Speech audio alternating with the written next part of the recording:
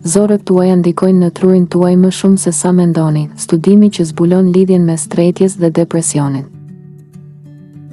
A ndjeni të lodhur, të trishtuar apo nën stres?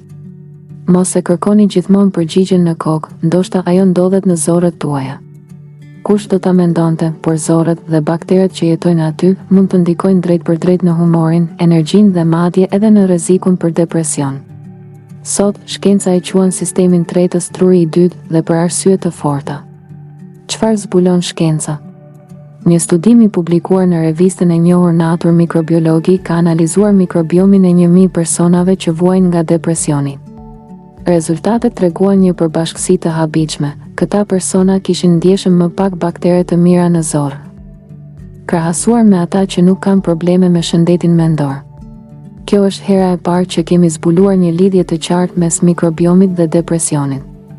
E ardhmja e trajtimit mund të jetë të koktejet e baktereve nga zorët, thot Jeroen Raes, autor i studimin.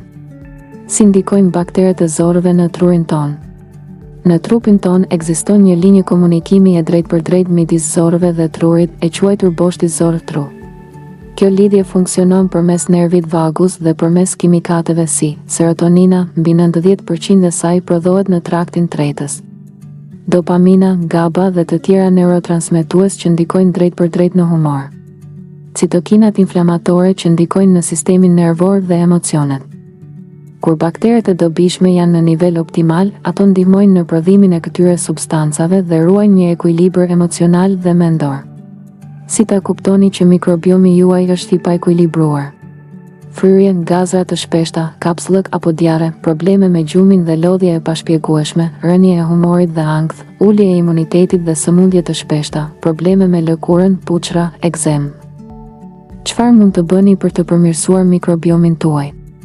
Ushqihuni siç duhet, hani ushqime të pasura me fibra, perime, bishtajore, drithëra integrale, përdorni probiotik natyral, kost, kefir, turshi natyrale, mos harroni prebiotikët, ushqim për bakteret, banane, hudhra, qep.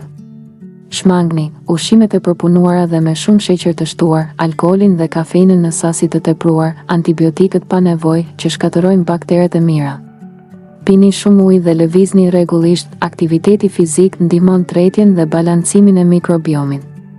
Menaxhoni stresin, meditimi, yoga, shëtitjet në natyrë dhe pushimi cilësor ndikojnë pozitivisht në shëndetin e zorëve.